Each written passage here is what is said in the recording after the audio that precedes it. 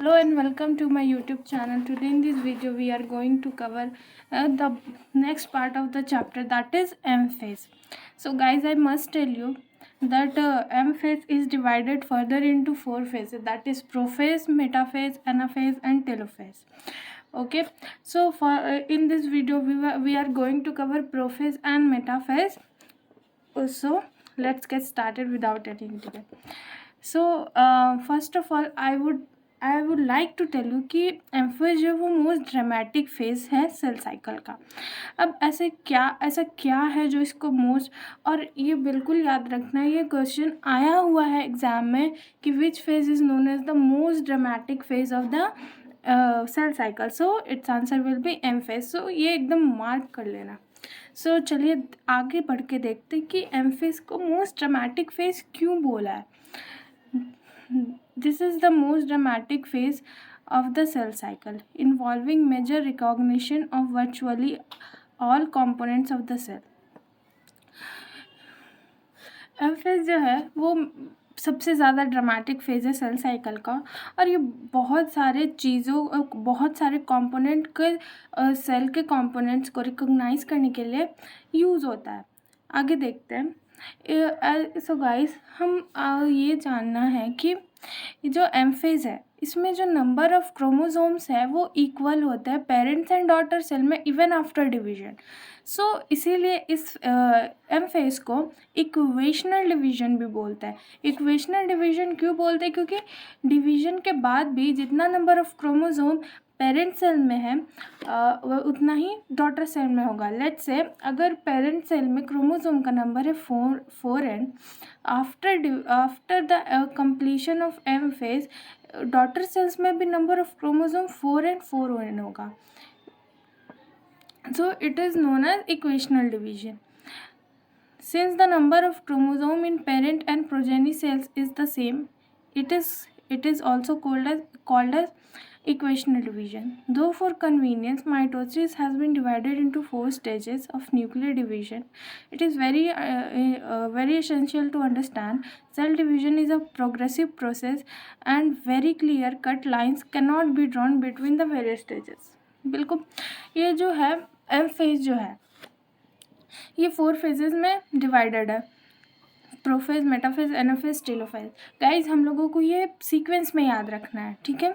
और याद रखना, ट्राई करना कि विदाउट निमोनिक्स याद करो, क्योंकि इतना कुछ टफ नहीं है. प्रोफेज के बाद आता है मेटाफेज. खैर पढ़ते पढ़ते जो है वो याद हो ही जाएगा क्योंकि बहुत ईजी है, ठीक है? इसके सीक्वेंस में क्वेश्चंस पूछे जाते हैं कि प्रोफेज के बाद क्या होता है, मेटाफेज. सो एकदम ये कर लो कि ये सीक्वेंस में ही याद रखना है. कोई निमोनिक्स बनाने की ज़रूरत नहीं, क्योंकि 4 फेज, इसमें भी क्या निमोनिक्स बनाओगे यार. सो लेट्स हम लोग इसको बिना निमोनिक्स के याद आएंगे. Prophase, metaphase, anaphase and telophase. ये बहुत ज़रूरी है जानना कि सेल डिवीज़न जो है वो प्रोग्रेसिव प्रोसेस है, क्योंकि ये कंटिन्यूअसली चलता रहता है, बिना रुके चलता रहता है. इसीलिए ये सारे फेजेस के बीच में हम लोग कुछ क्लियर कट लाइंस ड्रॉ कर नहीं सकते हैं बेसिकली. इसीलिए यहाँ पे बोला गया है कि cell division is a progressive process and very clear cut lines cannot be drawn between various stages. Let's move on to very first phase of the M phase, that is prophase. आइए देखते prophase क्या. Prophase, which is the first phase stage of karyokinesis of mitosis, follows SNG2 phase of interphase. ये जो prophase है ये very first stage है karyokinesis का, ये तो हम लोगों को पता चल गया. और ये किसके बाद होता है? एस और जी2 के इंटरफेज का एस और जी2 फेज के बाद प्रोफेज आता है. In S and G two phase the new DNA molecules form are not distinct but intertwined. इसमें एस और जी2 फेज में क्या होता है, डीएनए मॉलिक्यूल जो होता है वो डिस्टिंक्ट नहीं होते वापस में, और वो वापस में जो है बट आपस में उलझे रहते हैं. Prophase is marked by the initiation of condensation of chromosomal material. Prophase में जो है क्रोमोसोमल मटेरियल का जो है वो कंडेंसेशन स्टार्ट हो जाता है. जैसे कि हम लोग इसमें जो है क्रोमोसोम जो है कॉम्पैक्ट होना स्टार्ट हो जाता है ना। The chromosomal materials become untangled during the process of chromatin condensation. अभी हम लोगों ने क्या पढ़ा कि S और G2 फेज में है, जो उसमें क्या है, क्रोमोसोम्स क्या है, आपस में उलझे हुए हैं। बट प्रोफेज में जो है वो क्रोमोसोम्स का कंटिन्यूएशन तो हो ही रहा है, बट क्रोमोसोमल मटेरियल जो है वो आपस में अब क्या हो रहा है, अनटैंगल हो रहा है, मतलब सुलझना। अगर आप आसान भाषा में बोलो तो क्रोमोसोमल मटेरियल जो है कि अब सुलझना स्टार्ट हो गया, अनटैंगल होना स्टार्ट कर दिया। आप देखो इंटरफेज में ऐसा है क्रोमोसोम, बट अब जो है वो क्रोमोसोमल मटेरियल जो है अलग होना स्टार्ट हो जाएंगे और इन क्रोमोसोम्स का जो है कंडेंसेशन स्टार्ट हो जाएगा। The centrosome which had undergone duplication in S phase of interphase now begins to move towards the opposite pole of the cell। हम लोगों ने एस फेज में पढ़ा था कि एस फेज में जो है वो सेंट्रोसोम और सेंट्रियोल का भी डुप्लीकेशन स्टार्ट हो जाता है। बट अब क्या होगा, सेंट्रोसोम और सेंट्रियोल का डुप्लीकेशन तो क्या हो गया, लेकिन अब ये जो सेल साइकिल में है, ये सेंट्रोसोम और सेंट्रोसोम जो है वो अपोजिट एक पोल और दूसरे पोल अपोजिट पोल्स की तरफ मूव करना स्टार्ट हो जाएंगे। ठीक है, the completion of prophase is marked by, अब देखते हैं कि अब कंप्लीशन ऑफ प्रोफेज में क्या होता है। Chromosomal material condenses to form compact mitotic chromosomes. अभी बताया कि क्रोमोसोम मटेरियल जो वो आपस में कंडेंस होना स्टार्ट हो जाता है और कॉम्पैक्ट करके माइटोटिक क्रोमोसोम बनाता है। Chromosomes are seen to be composed of 2 chromatids attached with a centromere. ठीक है, क्रोमोसोम्स अब क्या होगा इस फेज में, दो क्रोमोसोम इस तरह से सेंट्रोमियर से अटैच होगा। अगर आप लोगों को याद होगा तो हम लोगों ने पढ़ा था पिछले चैप्टर में कि सेंट्रोमियर क्या होता है, उसका मूवमेंट से क्रोमोसोम्स का नंबर और मूवमेंट पता चलता है ना। Centrosomes which has undergone duplication during interphase begins to move towards the opposite poles of the cell। अभी बताया कि सेंट्रोसोम जो है वो डुप्लीकेट किस में करता है, एस फेज में, लेकिन अब क्या होगा कि अब ये जो सेंट्रोसोम वहाँ जो डुप्लीकेट हो गए थे, अब क्या है वो पोल्स की तरफ, अपोजिट पोल्स की तरफ मूव करना स्टार्ट हो जाएंगे और हर सेंट्रोसोम जो है वो एक एस्टर्स, इस तरह के एस्टर्स प्रोड्यूस करना स्टार्ट कर देंगे। द एस्टर और एस्टर्स जो है वो स्पिंडल फाइबर के साथ मिलके क्या बनाते हैं, माइटोटिक अपैरेटस। अगर आप लोग को देखोगे, अगर प्रोफेज के एंड में ना हम लोगों को कोई भी सेल ऑर्गेनल दिखाई नहीं पड़ता है, कोई भी सेल ऑर्गेनल को हमको लोग डिस्टिंग्विश नहीं कर पाएंगे, क्योंकि इसमें जो है इसमें ना गोल्गी कॉम्प्लेक्स दिखेगा, ना एंडोप्लाज्मिक रेटिकुलम दिखेगा, ना न्यूक्लियस दिखेगा। Cell at the end of prophase when viewed under the microscope do not show Golgi complexes, endoplasmic reticulum, nucleus and nuclear envelope ना। प्रोफेज तो हम लोगों ने कंप्लीट कर लिया, अब आते हैं मेटाफेज क्या है। The complete disintegration of nuclear envelope marks the start of second phase of mitosis. हम लोगों ने प्रोफेज में क्या पढ़ा था कि प्रोफेज में जो है वो स्टार्ट हो गया है क्रोमोसोम का condensation, nuclear envelope disappear start होना हो गया, बट मेटाफेज वहाँ पे इनिशिएट होता है, बट कंप्लीट कहाँ होता है, मेटाफेज में। ये बहुत ही कंफ्यूजिंग क्वेश्चन है और बहुत सारे लोग इसमें गलत भी कर देते हैं। बेटा देखो, स्टार्ट तो वो प्रोफेज में ही होता है, कंडेंसेशन और न्यूक्लियर एनवेलप का डिसइंटीग्रेशन जो वो स्टार्ट होता है प्रोफेज में, बट कंप्लीट मेटाफेज में होता है। ये बिल्कुल अच्छे से याद रखना, ये PYQ है। सो आप लोग एकदम इसको मतलब रट लो, जो करना है कर लो, लेकिन इसको याद रखो, it's a very very very important question. So hence chromosomes are spread through cytoplasm of the cell। ठीक है, the complete disintegration of nuclear envelope marks the start of second phase of mitosis। hence the chromosomes are spread through the cytoplasm of the cell by the stage condensation of chromosome is completed।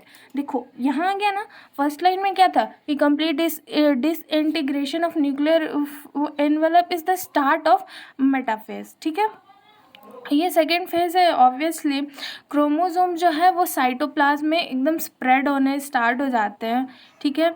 और इस stage में जो है chromosomes का भी condensation complete हो जाता है। गाइस देखो, अगर आप लोग एनसीईआरटी से अच्छे से पढ़ोगे ना, तो मेरी गारंटी है कि आप लोगों का एक भी क्वेश्चन रॉन्ग नहीं होगा, ठीक है। क्योंकि बायो एक ऐसा सब्जेक्ट है जिसमें आप एनसीईआरटी पे ही रिलाई कर सकते हो, क्योंकि एग्ज़ाम में सिर्फ एनसीईआरटी आता है और कुछ नहीं। सो इसके अलावा कुछ नहीं पढ़ना है। ये चीज़ अपने दिमाग में बिठा लो, गार्ड मान लो। चलो आगे बढ़ते हैं, ठीक है। अब मेटाफेज एक ऐसा स्टेज है जिसमें ना हम लोग क्रोमोसोम का नंबर काउंट कर सकते हैं, क्योंकि ये थोड़ा लंबा फेज होता है और ये इजीली विजिबल होता है माइक्रोस्कोप में, ठीक है। आगे हम लोग देखेंगे and they can be observed and clearly under the microscope. बिल्कुल, अगर मेटाफेज में जो है वो ये मेटाफेज जो है वो क्लियरली विजिबल होता है माइक्रोस्कोप में। इसीलिए हम लोग सेल का मॉर्फोलॉजी, शेप एनाफेज का है, नंबर ऑफ क्रोमोसोम्स देख सकते हैं ड्यूरिंग मेटाफेज। ये भी क्वेश्चन है। This is the stage when morphology of chromosome is most easily studied. बिल्कुल, at this stage metaphase of chromosome in made of two sister chromatids which are held together by a centromere, ठीक है। देखो, दो इसमें इसका कहने का मतलब है कि इस स्टेज में क्रोमोसोम जो है टू सिस्टर क्रोमैटिड से बना होता है। मतलब देखो, ये एक क्रोमैटिड हो गया, ये एक क्रोमैटिड हो गया, और इसी से जुड़ के ये दूसरा क्रोमैटिड हो गया, और ये दोनों अटैच्ड किससे होते हैं? सेंट्रोमियर से, ठीक है, ठीक है। Small dish-shaped structure at the surface of centrosomes are called kinetochores। अब जो ये क्रोमोसोम्स के बीच में है जो है वो डिस्क लाइक स्ट्रक्चर प्रेजेंट होता है। जैसे कि आप यहाँ डायग्राम में ही देख लो, यहाँ पे जो डिस्क लाइक स्ट्रक्चर दिख रहा है ना, इसे हम लोग काइनेटोकोर बोलते हैं। काइनेटोकोर का फंक्शन क्या है? काइनेटोकोर का फंक्शन है कि स्पिंडल फाइबर्स को कनेक्ट करना, ठीक है। Small disc-shaped structure of the surface of the centromere are called kinetochores. These structures serve as a site of attachment of spindle fibers to the chromosomes that are moved into the position of center of the cell। बिल्कुल, ये इस structure का function है spindle fibre को attach करना। और ये क्या है, दैट इज़ मेटाफेज में क्या होता है ना, सारे क्रोमोसोम्स ना एक प्लेट में ऐसे अरेंज्ड हो जाते हैं। जैसे देख लो, एक लाइन में इक्वेटोरियल प्लेट पर अरेंज हो जाते हैं। इसी को हम लोग मेटाफेजिक प्लेट बोलते हैं। It is very important and very easy. अगर आप लोग अच्छे से पढ़ो ना तो कोई प्रॉब्लम ही नहीं है यार, ये चैप्टर बहुत ईजी है। Spindle at the metaphase is characterized by the chromosome coming to lie on the equator on one chromatid of each chromosome are connected by its kinetochore to the spindle fibers। बिल्कुल देखो, ये सारे chromosome जो है एक centre पे आ गया, arrange हो गया। और इसमें आप देखो ना, दो सिस्टर क्रोमैटिड से तो बना है एक क्रोमोसोम, लेकिन स्पिंडल फाइबर सिर्फ एक क्रोमैटिड का काइनेटोकोर से अटैच्ड होता है। बिल्कुल, आप देख सकते हो, जैसे कि इसमें एक काइनेटोकोर एक स्पिंडल फाइबर से, दूसरा का एक काइनेटोकोर। सो ऐसे याद रखना है तो बिल्कुल नहीं भूलोगे, ठीक है। Fibres at the pole connected by opposite pole. बिल्कुल, the plane of alignment of chromosome of metaphase is referred as metaphasic plate. बिल्कुल। नाउ स्पिंडल फाइबर, अब इसका फीचर्स क्या है? Spindle fibres are attached to kinetochore of chromosome. बिल्कुल, chromosomes are move to the equator and get align to the metaphase plate और through the spindle fibre of both poles. बिल्कुल, एक चीज़ और इसमें याद रखना कि इसी में ये एक ऐसा स्टेज है जहाँ पे हम लोग क्रोमोसोम का मॉर्फोलॉजी और नंबर स्टडी कर सकते हैं, क्योंकि ये फेज जो है वो माइक्रोस्कोप में बिल्कुल क्लियरली विजिबल होता है। सो यहाँ पे हम लोगों का मेटाफेज भी कंप्लीट होता है। अब हम लोग शॉर्ट नोट्स की ओर बढ़ते हैं, चलिए।